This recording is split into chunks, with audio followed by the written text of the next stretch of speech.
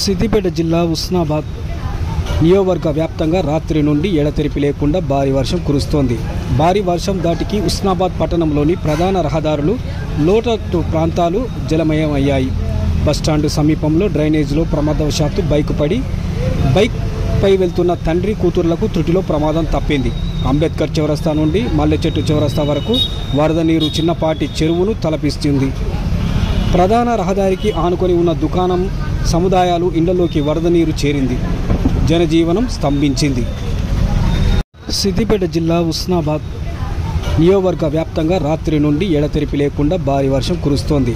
భారీ వర్షం దాటికి ఉస్నాబాద్ పట్టణంలోని ప్రధాన రహదారులు, లోతట్టు ప్రాంతాలు జలమయం అయ్యాయి.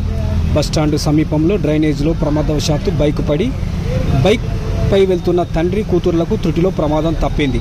అంబేద్కర్ చౌరస్తా నుండి మల్లెచెట్టు చౌరస్తా వరకు వరద నీరు చిన్నపాటి చెరువును తలపిస్తుంది. ప్రధాన రహదారికి ఆనుకొని ఉన్న దుకాణం, సముదాయాలు, ఇళ్లలోకి వరద నీరు చేరింది. జనజీవనం స్తంభించింది.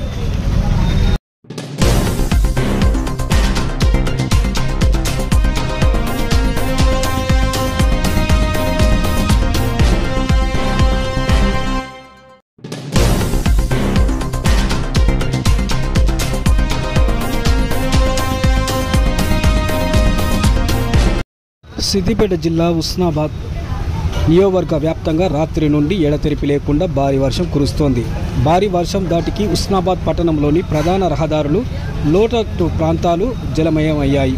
బస్టాండు సమీపంలో డ్రైనేజీలో ప్రమాదవశాత్తు బైక్ పై వెళ్తున్న తండ్రి కూతుర్లకు త్రుటిలో ప్రమాదం తప్పింది. అంబేద్కర్ చౌరస్తా నుండి మల్లెచెట్టు చౌరస్తా వరకు వరద నీరు చిన్నపాటి చెరువును తలపిస్తుంది.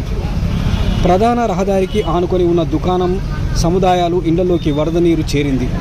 జనజీవనం స్తంభించింది.